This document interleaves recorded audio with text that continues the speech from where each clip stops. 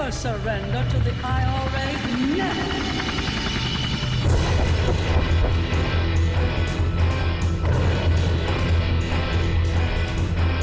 These people will never win. Democracy will triumph over evil.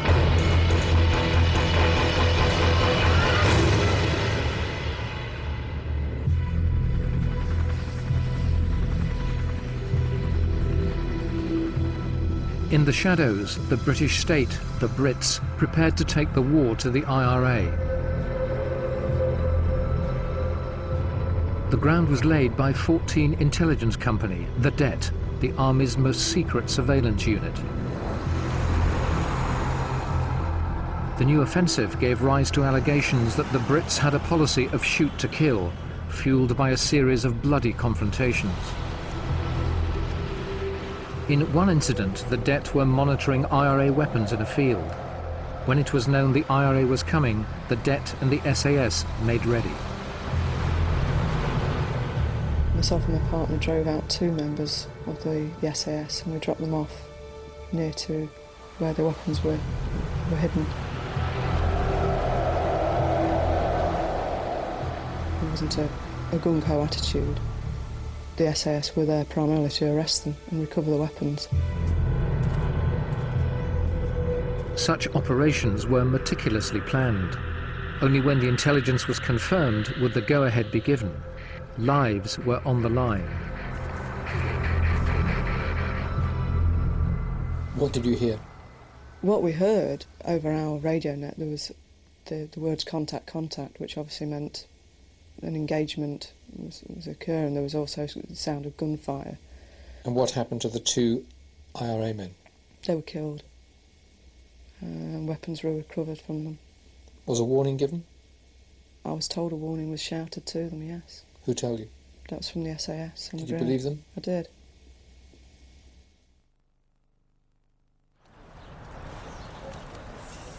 Jerry Adams and Martin McGuinness presided at the funeral of the 2 dead IRA men, known to be Brian Campbell and Colm McGurr. They were buried with full IRA honours.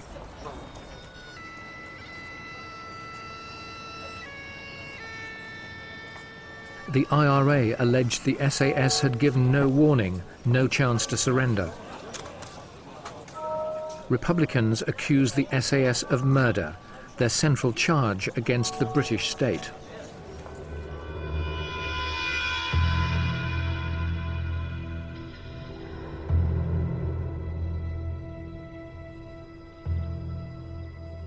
I was here in South Armagh at the beginning of 1976, reporting a series of horrendous tit-for-tat sectarian killings. And I vividly remember wondering whether indeed the province was on the brink of civil war. You could see the fear in people's faces, and you could almost taste it in the air. Since the early 70s, I'd watched successive governments try to end the bloodshed with a variety of political solutions, and by even talking directly to the IRA. But all these attempts had failed. By 1976, it was clear that politics had reached a dead end, and that the IRA was determined to carry on killing. It wasn't therefore surprising that the government made security its #1 priority, and the SAS was the cutting edge. The SAS ought to give it its proper title, the 22nd Special Air Service Regiment. One of the smallest and certainly the most secret fighting force in the world, they're taught to kill, maim, damage and destroy here in the somewhat mundane surroundings of Herefordshire. The SAS was no stranger to Northern Ireland, as over the years members had served there giving advice to other regiments. But now the SAS was to be deployed officially to take on the IRA in South Armagh. Certainly when they were first deployed, there was the IRA fear that there was an SAS trooper hiding under every bush. And so as a result of that, the IRA became very much more circumspect.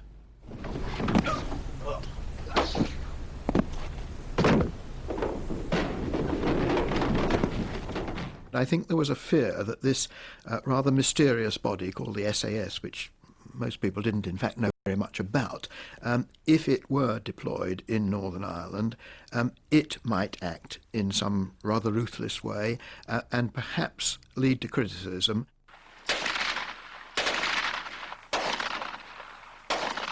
On the other hand, there was the argument that the SAS was a very professional body of men.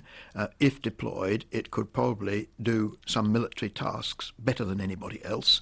Therefore, why not deploy it? When you saw the SAS being deployed, would you have expected to have seen dead bodies at the end?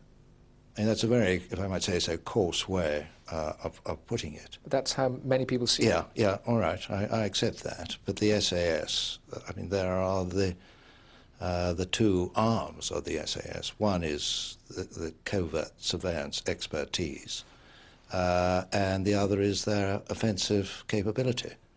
And the one complements the other. If the surveillance yields intelligence on what is obviously a worthwhile and totally justifiable target, then it is right and proper that the SAS should use their offensive arm to come in and deal with that target. But before that arm was triggered, other agencies had to provide the vital intelligence. RUC Special Branch recruited informers. MI5 planted listening devices in IRA houses and hides. And undercover soldiers, the Det, bugged IRA weapons and tracked their men on the ground. I wanted to be in there. I wanted to be at the forefront. I wanted to know what was going on. I wanted to make a contribution, I suppose. At least do a professional job, work with professional people, not just wander around aimlessly, wandering around the countryside, you know, talking to the locals, presenting yourself as a target occasionally. Frank did several tours with the Det in the 70s and 80s. We haven't identified undercover soldiers for reasons of personal security. This unit obviously was a very professional unit and had some impact on the situation. There was a quote by some senior officer who comes to mind that one operator, which is what we were called, was worth a company of soldiers on the ground. Which is how many? 120, something like that. Every day, the men and women of the Det risked their lives operating undercover in the heart of Republican strongholds.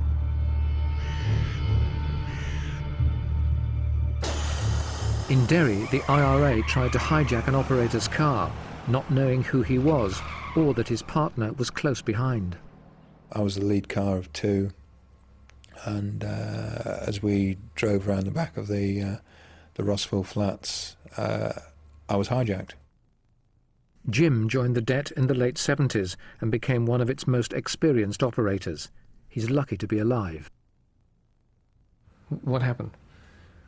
They had a system then of hijacking cars to use in bombings, and they assumed I was a prime target for hijack, a relatively young single bloke in a car on my own.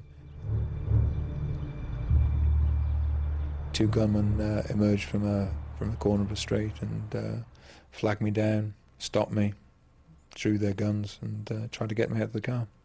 And unfortunately, the gunman that day took on the wrong people. Jim's partner in the following car saw what was happening. What does your colleague do behind you? He got out of his car and fired two shots at each of the two gunmen. He missed one, hit the other in the leg, and the one on the left-hand side ran away who hadn't been hit, and the one that hit in the leg went down on the pavement. The guy who'd been hit in the leg was still a threat to me. He still had the gun in his hand, and so I shot him 4 times through the chest.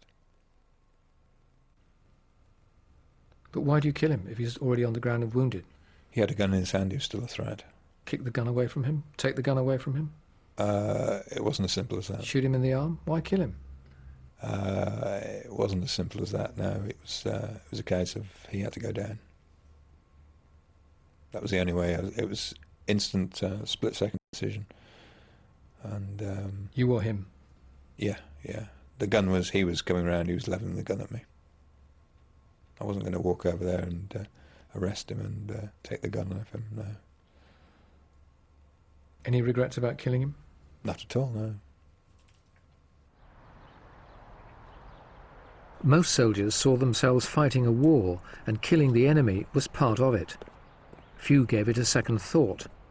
But when regular soldiers picked up the pieces of a covert operation, confusion often reigned. In Belfast, in a shootout between the IRA and undercover soldiers, both sides were hit. When the regular troops arrived on the scene, they didn't know who the enemy was. The guy on the floor has got jeans on. I goes over to him and starts treating his gunshot wound, giving him direct pressure as taught, and then putting my own shell dressing designed for myself, putting it on his leg. Reassuring him, telling him, don't you worry, mate, you're going to be all right. He's already in shock, he's going blue. His tips of his ears and his nose, his lips, etc. I then gets told by a member of the call sign, he's one of theirs. Without thinking, I took the shell dressing off, threw it on the floor, picked up a handful of grass and a sod of earth is the best way to describe it, and shoved that where the shell dressing had been in his femur, obviously creating a lot of pain, alarm, etc., etc. And then gets up and starts looking for something else to do, someone else to treat, someone else to stop getting involved in the incident. When you pick up the sod of earth, sod of grass, put it in his wound, do you say anything? It looks like you're on the way out, mate. And that was it. Thought no more of it.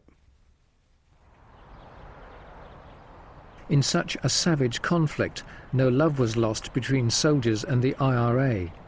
But sometimes innocent civilians were victims too. In this graveyard in the village of Dunloy, an SAS operation ended in tragedy.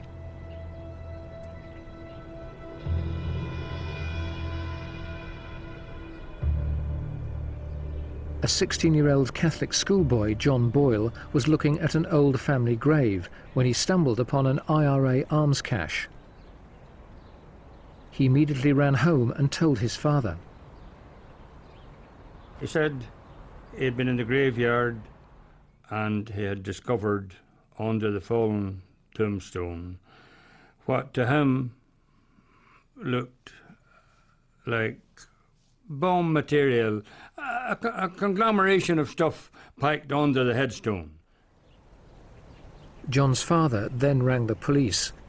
For a Catholic in a fiercely Republican area, to do so in support of law and order took considerable courage.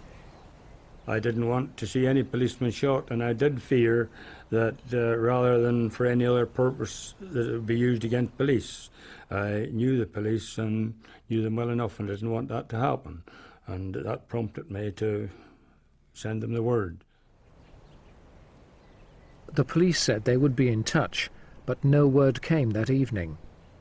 The following morning, Con Boyle heard shots and rushed to the graveyard. The SAS had shot his son dead. I came down here, and as soon as I got out of the car, the two men came out from behind these pillars with rifles and arrested me. Two soldiers? Two soldiers, yes. And at that time we didn't see John, and they made reference to John being lying in there. What did they say? They said that the other bastard was lying in there dead. That's what they said? As they said, yes. John had returned to the graveyard, probably just to check if his find was still there. Where were the soldiers? This is where they were supposed to be. What, just here? Just there, yes. As close as that? As close as that. I think about 6, 7 meters. And what happened? What is said to him? What the soldier said happened was that John came in here and made towards the gravestone.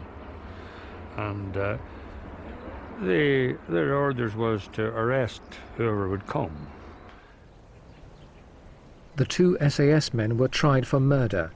They said they believed their lives were in danger when John picked up a rifle from the cache and turned towards them.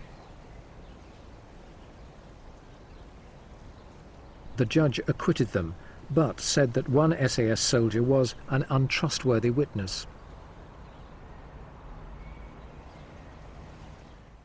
Did you have any apology from the SAS or apology from the army? No, none at all, never a word.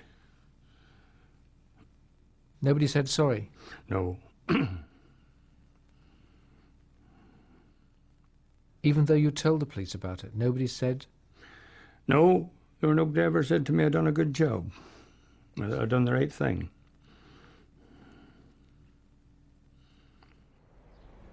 The tragic death in the village graveyard convinced nationalists that the Brits were operating a shoot-to-kill policy, with the SAS pulling the trigger. What was your view of the SAS? Well, it would have been easy to have arrested John. It should have been easy to have arrested John. I didn't do it. And I didn't think much about them at the time, but as time went on and you watched what was happening around, the SAS didn't arrest very many.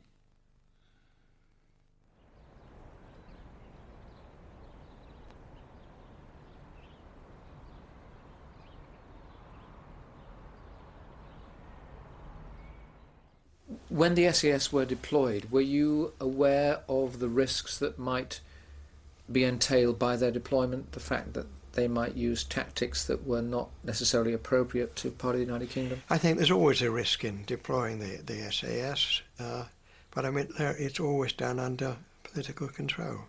For example, when the young boy, John Boy, was killed in the churchyard by mistake after he'd identified the cache? The truth of the matter is, if you have a society where there are guns abound, you're always going to get people killed by accident as well as by design. In Dunloy, the killing of John Boyle hardened support for the IRA. On a later occasion, there was intelligence that the IRA was about to mount an operation. The Det had bugged one of the IRA's weapons and placed a house under surveillance. Frank and his partner Paul had moved in to watch from a building site opposite the newly built house. We were wearing just civilian clothes, so that if we were seen, people would think we were nicking lead or bricks or whatever. Acting the part of just yobbos, basically.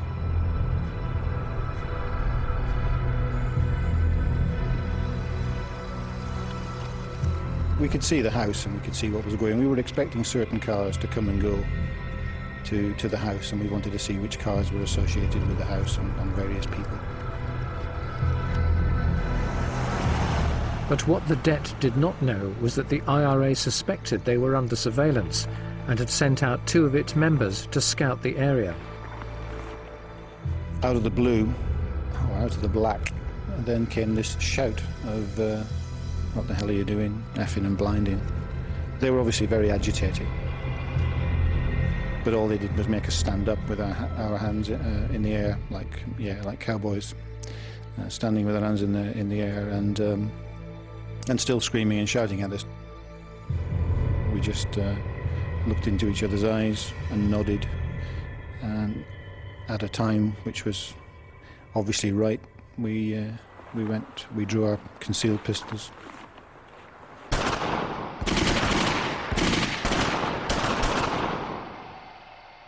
You aim for the centre of the observed mass, which in this case is, the torso of a man, because he's trying to do the same to you.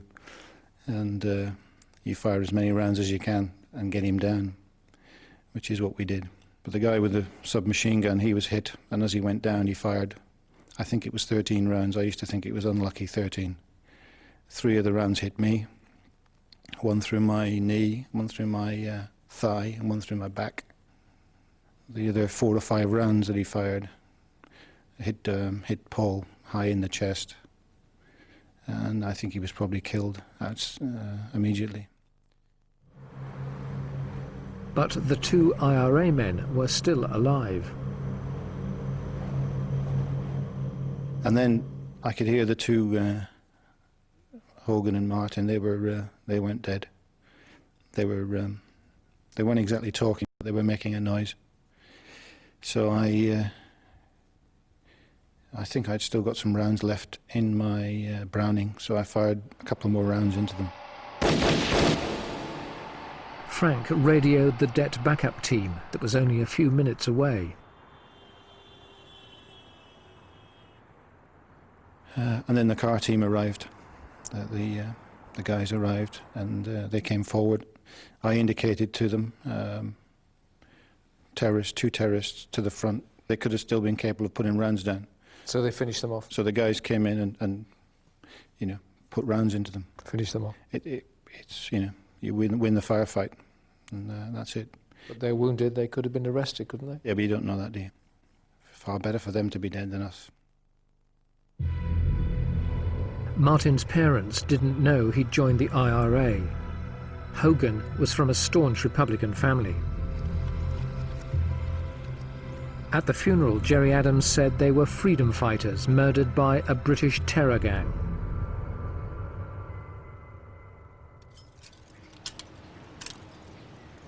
Controversy dogged the regular army too, in particular the part-time soldiers of the Ulster Defence Regiment, the UDR. The vast majority were Protestants. As violence increased, some decided to disregard the constraints of the law. Several were convicted of murder and other serious crimes. They'd been hand in glove with the loyalist paramilitaries. Republicans cried collusion, claiming it was sanctioned by the state. There were quite a number who, no doubt, did pass information and indeed some weapons on to the loyalist paramilitaries. Some were also members of the loyalists. Some were also members of the loyalist paramilitaries. At the same time as they were members of the British Army, the UDR. Yeah. And that caused you concern? Yes. Caused everybody concern. It caused the army concern. I mean, well, it wasn't us at Stormont Castle. I mean, it was concern to everybody. And there were elements in the RUC too who had dual membership. There were policemen who were also members of the UEF. There were a lot of funny people all over the place. There's no doubt about that at all. Some were known and some were not known. And some were weeded out and some were not weeded out. Most policemen and UDR soldiers who took the law into their own hands lived in country areas where they were seen as soft targets by the IRA. William McCaughey joined the RUC to defend Ulster, but in frustration he sought to hit back. It was a combination of a feeling that the state was not responding adequately and, I suppose, a perfectly human desire for revenge against those or against that community which had killed my friends. McCaughey was also a member of the loyalist paramilitary group, the UVF. In this guise, he took his revenge. The target was a Catholic who ran a corner shop in the village of Ahohill. The assassins knocked at his door in the middle of the night and gunned him down. The RUC said the victim was a law-abiding citizen. McCaughey thought otherwise. When you were going to kill the individual concerned, didn't it occur to you that you were a policeman? Didn't you say to yourself, what am I doing here, a member of the Royal Ulster Constabulary going out to kill somebody? No, to be perfectly honest, the fact that I was a member of the RUC didn't enter my mind at all. I went there as an Ulster loyalist in defence of the state of Northern Ireland. That was my only consideration and motivation. McCaughey was a member of a 30-strong special police unit based in Armagh. He wasn't the only one involved in terrorist activity. How many members of the unit were arrested? How many of the 30, roughly? I think there was 10 arrested and 6 charged. And how many found guilty? 6. Of serious crime? Yeah. From murder to bombing to kidnapping? Yes. Didn't the conviction of Sergeant William McCaughey and half a dozen of his police colleagues indicate that there was collusion between the police and the loyalist paramilitaries in the late 70s? Well, you see, again, in terms of allegations of collusion, the allegation is that this is systemic, that this is organisational. But in the case of Sergeant McCaughey, he was a policeman, he was a member of the UVF, he was convicted of murder. I think you have to look at how the activities of such people are investigated. Is there any tolerance of that, or is there absolute rigorous intolerance? And I think the latter applies so far as the RUC is concerned. Wherever it has had such people, it has acted rigorously to root them out and bring them to justice. McCaughey served a life sentence for murder inside the Maze prison. Here, like all Loyalist and Republican inmates, he was treated as a common criminal. Government policy had changed. Since the early 70s, all prisoners had enjoyed a special status, which, to their minds, recognised they were prisoners of war. But before McCaughey was sentenced, the status was abolished, and the government insisted that all prisoners were criminals. During his time in jail, McCaughey found the Lord and repented of what he had done. But he still maintained that he'd been defending Ulster and therefore wasn't a criminal. These were criminal activities, not merely by the IRA, but also increasingly by the Loyalists. And they should have been dealt with under the criminal law. It's the whole basis of a democracy. You can't have any other basis other than locking people up by due legal process. IRA prisoners refused to accept the government's new policy.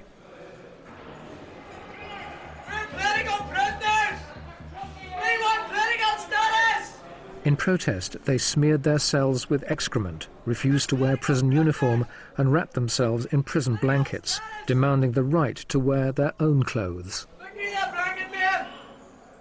The protest was to have momentous repercussions. But the IRA argued that they weren't criminals, that they were fighting a political war to get the British out of Northern Ireland. They resented being called criminals. Well, I'm afraid I don't agree with that, and I never have agreed with that. The government refused to give in. To do so would have left its new policy in ruins. IRA prisoners then escalated their protest with the weapon of last resort, the hunger strike. 7 IRA prisoners refused food for weeks on end. Whitehall officials faced a dreadful dilemma.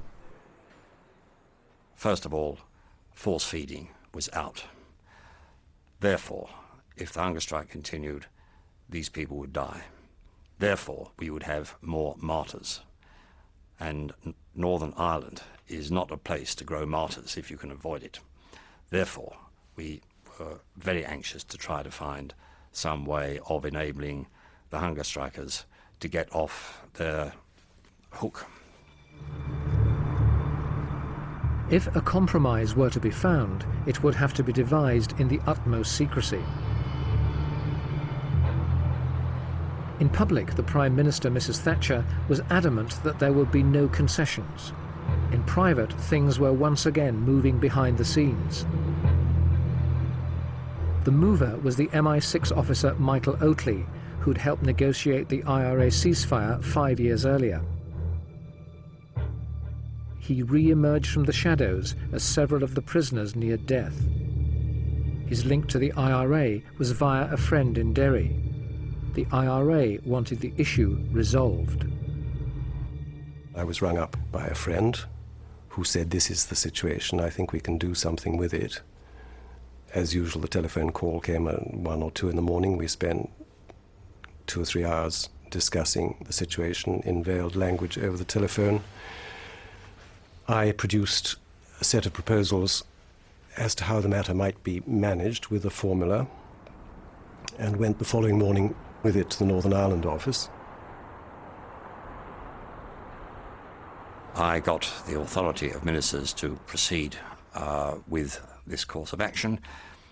Went downstairs, put Michael Oakley in my car. He was driven at speed to London Airport, put on the shuttle to Belfast, and met at the other end, all within the space of a very few hours. And it was accomplished.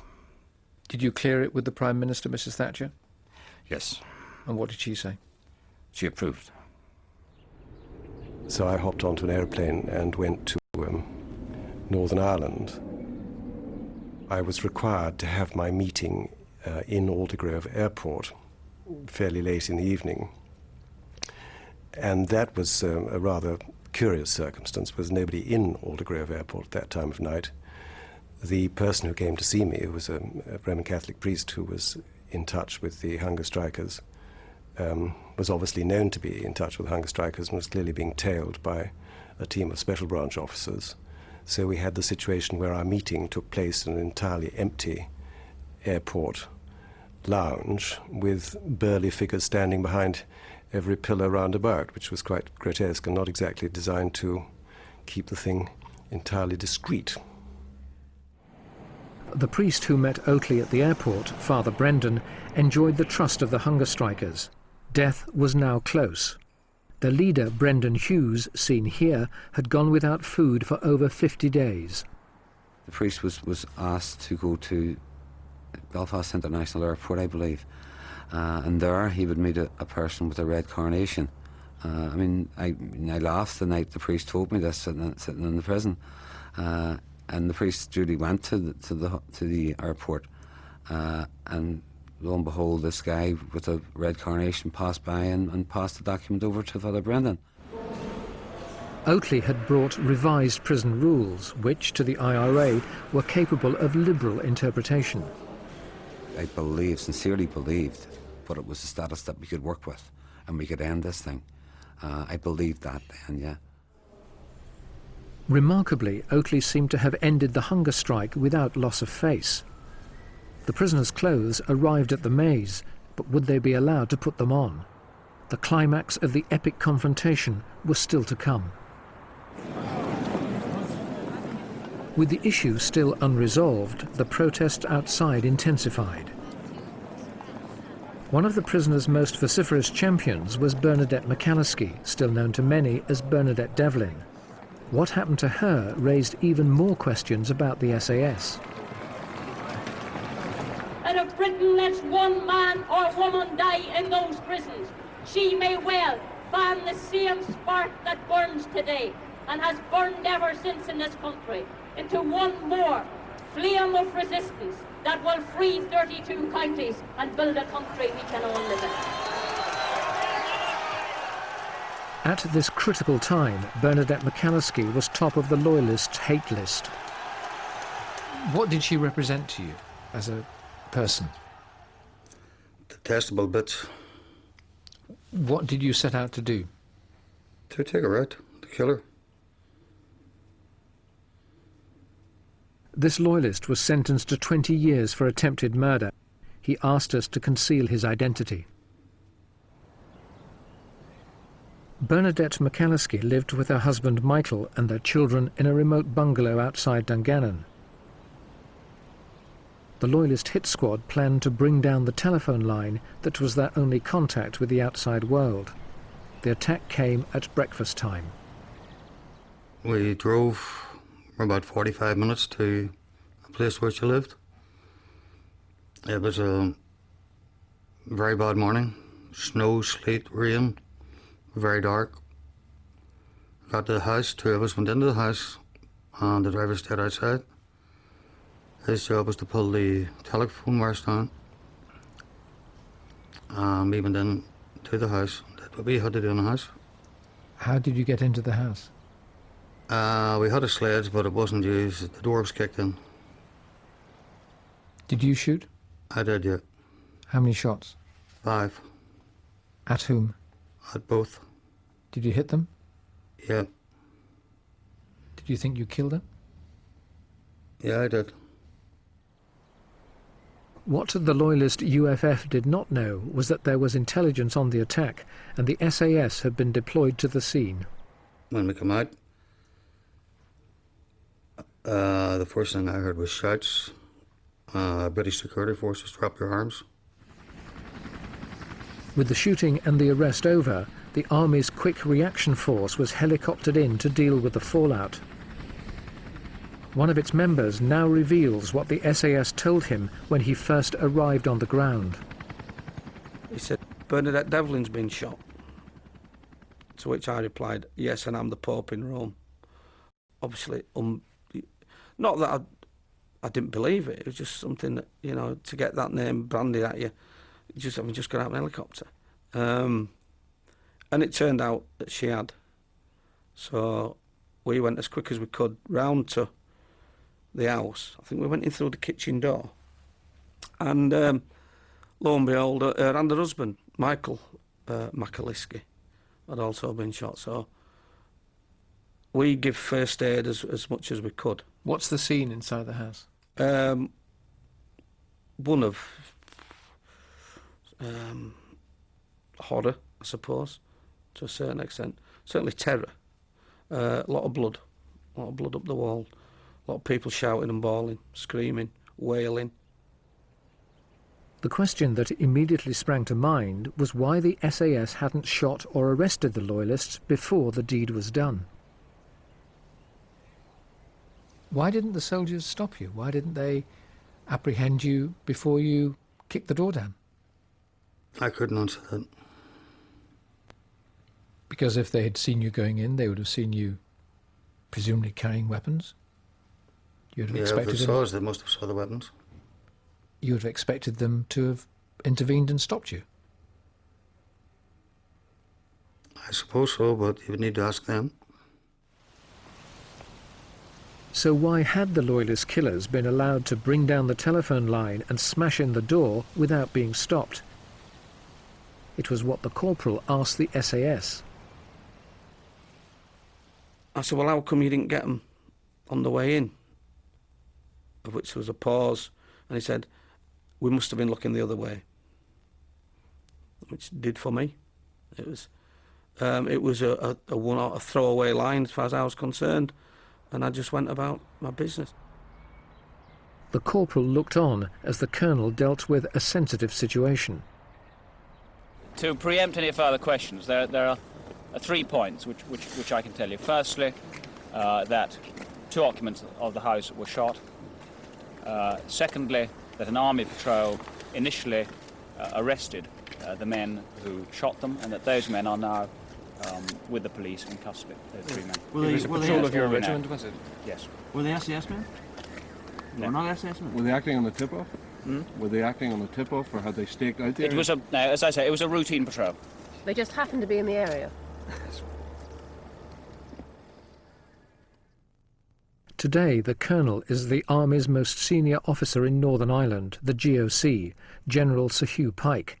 He says he was in the dark at the time. The McAlleskers were given first aid by the corporal and then flown to Belfast for emergency surgery. Miraculously, they both survived, but the mystery of why the SAS hadn't intercepted the Loyalists remained unresolved. The question must be asked then, where were they when these people were beating in the door? I think that question has to be answered. I don't know if it ever will. Obviously, it was the talk of the town.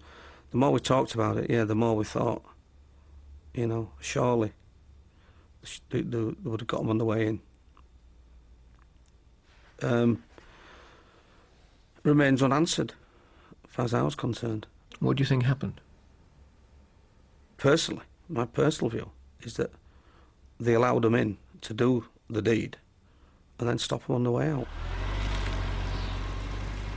Meanwhile, the continuing drama inside the maze was about to reach its climax. The prisoners were never given their own clothes and felt duped by the Brits. A second hunger strike began, now led by their commanding officer, Bobby Sands. Sands died after 66 days on hunger strike. 100,000 mourners followed his coffin. What made his death even more significant was that he'd just been elected a Westminster MP. Others were to follow in his wake. This time there'd been no Michael Oatley to intervene. By now he was out of the country. Attitudes on both sides had hardened, and Mrs. Thatcher refused to give in. 9 more Republican prisoners were to follow Sands to his grave. With the first hunger strike resolved, the second should never have happened. Did you think that 10 men would die? That was what we were fearful of when we dealt with the first hunger strike. Yes, we did believe that they had the resolution to go through with this and that men would die. That was why we tried to avert it and did so on the first hunger strike.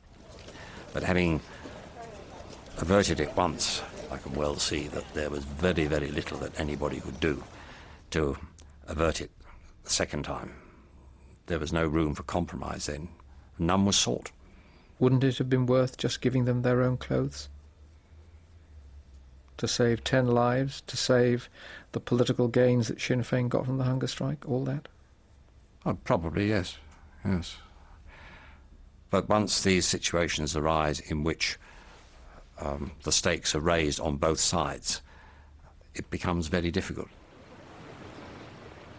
The IRA had raised the stakes on the military front too, even before the hunger strike. They'd ambushed an army convoy at Warren Point with 2 huge remote-control bombs. The first was hidden in a hay lorry.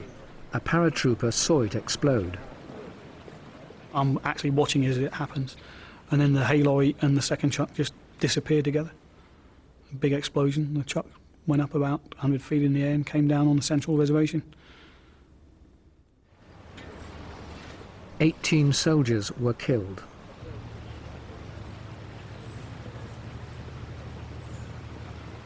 It was arguably, I think, the most successful and certainly one of the best planned IRA attacks of the whole campaign. We'd always said that one of these days there will be a spectacular. It was almost inevitable that at some stage or other they were going to succeed because we'd failed to interdict them. Some bodies, quite badly mutilated by the blast, others remarkably intact for what had been a massive explosion. I remember looking at 1 or 2 bodies that had their boots blown off them. We had these high leg lace-up boots. The boots blown off them by the blast, but their feet are still on their bodies, and I couldn't understand how that could have happened. And these are your mates? All of them, every single one of them, all A Company 2 Power. All good mates. The IRA had dealt the British a double blow that day. In the Irish Republic, a few hours before, it had killed Lord Mountbatten with another remote-control bomb. The Prime Minister wanted to know what had gone wrong. Why was there no intelligence? Who was to blame? An inquest was held, and the government appointed a former head of MI6 to sort out the intelligence mess. It could not be allowed to happen again. The intelligence gathering of the RUC and of the army was not, I suspect, effectively shared. That is my suspicion, but I think it's probably a well-founded suspicion that it was not effectively shared. In what sense? They weren't talking to each other when they should have been talking to each other. But that's astonishing, isn't it? That here you have 2 organisations united in what one assumes to be the defeat of terrorism, and yet they're not talking to each other. Well, that was the problem. By the early 80s, the rivalries appeared to have been sorted out. With the police now in control, operations were directed from this office, the Tasking and Coordinating Group, or TCG. It's never been filmed before. From here, all the intelligence agencies, Army, Police and MI5, monitor operations on the ground and act accordingly. I think they were tremendously effective. These were organisations into which all intelligence should flow, whether that be from human agents, or whether it be intelligence technically gained, or whether it be information gleaned simply from members of the public phoning in, or from officers who are out and about their normal duties.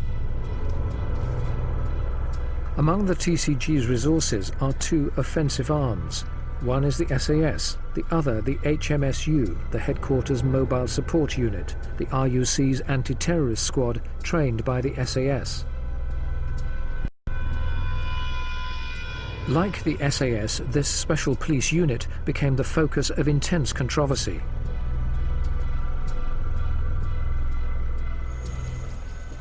At the end of 1982, the police unit shot dead 3 IRA men and 2 members of the INLA. None of them was armed.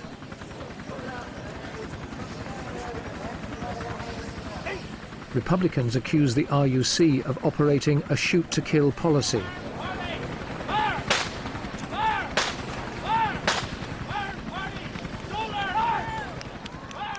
The fact that police officers were tried for murder and acquitted simply convinced Republicans that there was a cover-up. It is being that Parr has now given the license to kill through the newly formed shoot-to-kill assassination squad of the RUC.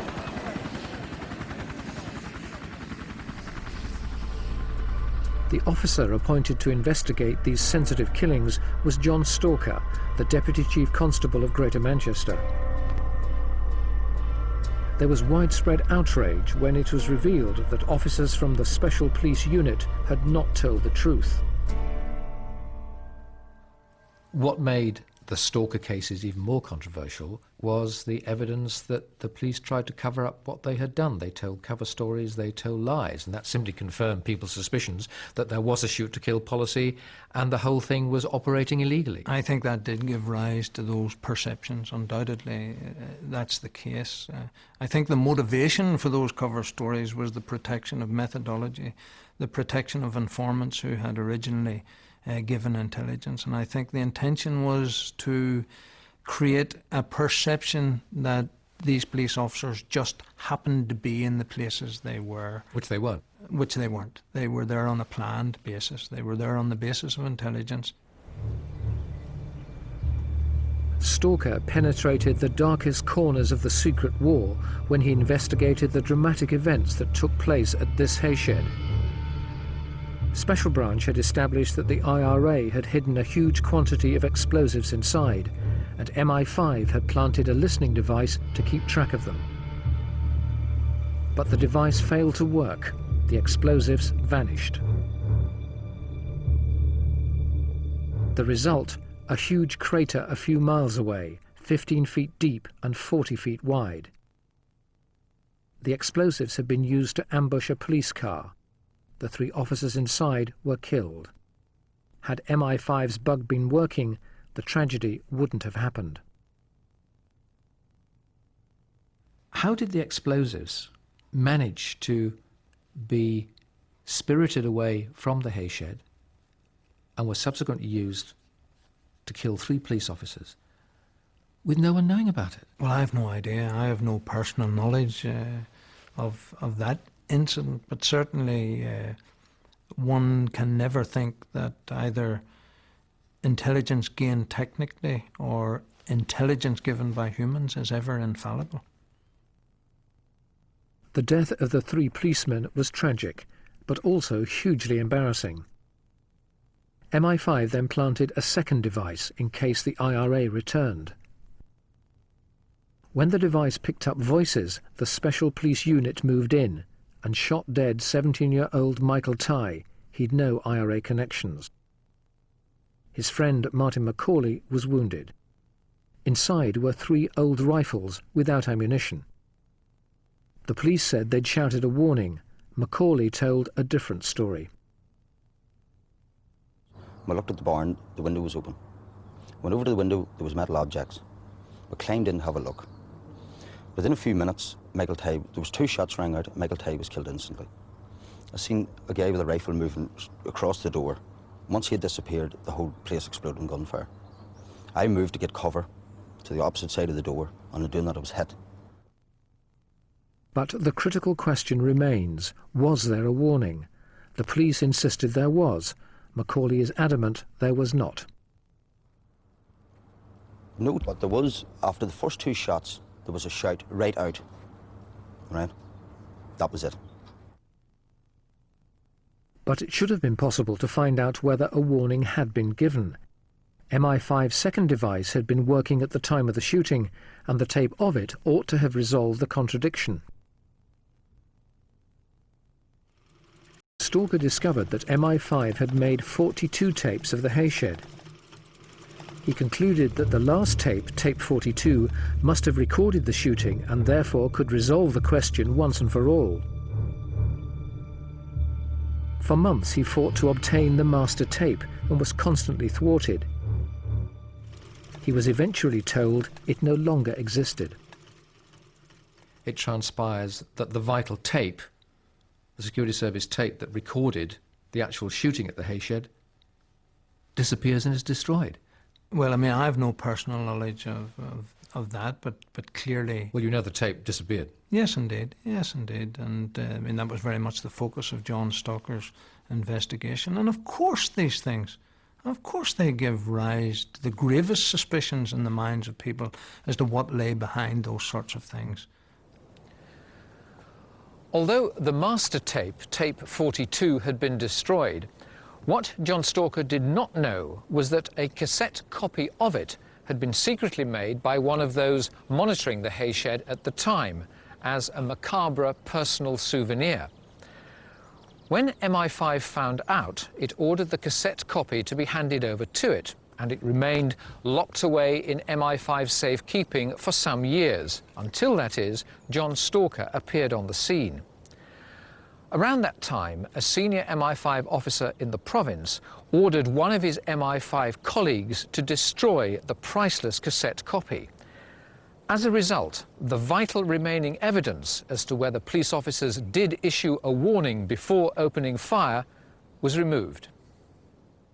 Did you know that a copy of that tape had been made? No. And did you find out that a copy wanted to be made had been destroyed by the security service? Only when I heard about it from the report. I didn't know about these things in advance. Colin Sampson, the Chief Constable of West Yorkshire, completed Stalker's inquiry. We have discovered that, controversially, his report recommended that MI5 officers should be prosecuted for conspiracy to pervert the course of justice. The great majority of those who heard the tape heard no warning. And when you read in Mr. Sampson's report that the copy of the tape had been destroyed by the security service, what was your reaction? That this, if true, was most unfortunate. The Attorney General of the day was Sir Patrick Mayhew. Although he was told that there was sufficient evidence for prosecutions, a political decision was made that they would not be in the public interest. The last thing the government wanted to see was MI5 officers in the dock, charged with destroying vital evidence. It would have been political dynamite, and the consequences for MI5 would have been seismic. What I had in mind was that criminal proceedings would be used under the procedures of the court to elicit a lot of material of vital importance to the intelligence services, and that this would be enormously damaging. It would also have been extremely embarrassing if security service officers had been in court charged with destroying the vital evidence that John Stalker had been looking for. Yes, indeed. The copy of the tape. Yes, yes. The additional reason why prosecutions would have been so sensitive is that some of those against whom prosecutions would have been brought were serving members of the security service MI5. That was the additional sensitivity, wasn't it? Well, I think I've said what I said to the House of Commons, which represented the truth, that a lot of intelligence matters would have been brought out, and that would have been very deleterious to the intelligence operation that was essential in the circumstances of the time. Were you in favour of prosecuting?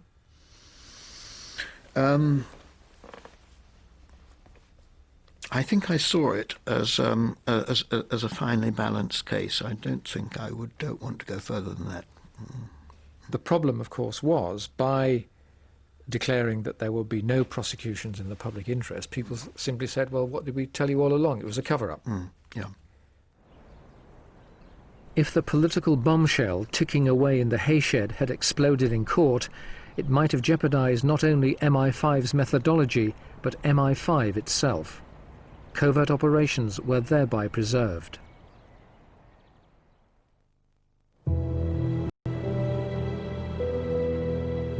But to Republicans, it was yet another cover-up, confirming what they believed all along.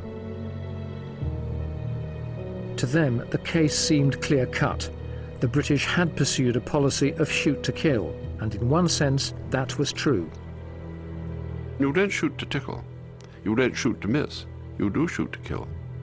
But it's the circumstances in which you shoot that ought to be the subject of inquiry. And this thing about shoot to kill as though it's sort of somehow self-evidently wicked is absolutely wrong. It's nonsense. You don't shoot to do other than kill in the circumstances where the law permits you to shoot. All soldiers and policemen are legally bound by the yellow card, which allows them to open fire only when their lives are threatened. But there are no unbiased witnesses to an armed confrontation.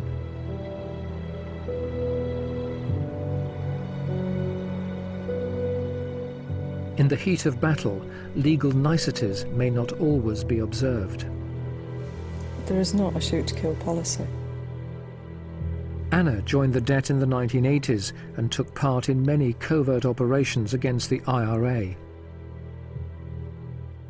All I can say is that on every briefing it was the yellow card and that arrest, and obviously if arms are brought to bear that you would open fire if you believed your life or somebody else's life was in danger. Wasn't there a nod and a wink on the yellow card? None at all. Nothing like that at all. They're professionals. They're professional soldiers, not cowboys. But however precise the orders to arrest, no Republican will ever believe that there was not a shoot-to-kill policy. They simply point to their graves. The Brits shed few tears for their victims, knowing that few would be shed for them. To the Det and the SAS, killing the enemy was cause for rejoicing. We were celebrating, if you like, as the IRA would if they'd shot somebody. They make no secret of the fact that they celebrate the death of a soldier or a policeman. They can be highly public about their celebrations, the death of security forces. And we celebrated in the same way. We went to the bar. We drank quite a lot. The cooks made us a cake. A cake? Yeah, after the shooting occurred, if a terrorist was killed, there was a cake made with their name on it, part of a celebration. What sort of a cake? Some of the cakes were in the form of a cross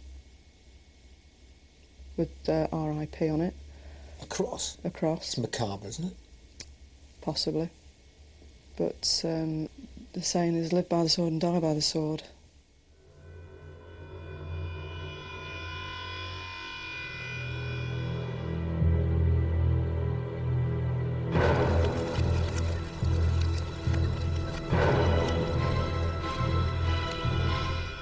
What are the prospects for lasting peace? The final part of Brits is at 9:30 next Wednesday. And if you have any questions, Peter Taylor is going online tomorrow at 1:30. You can email now at bbc.co.uk/Brits.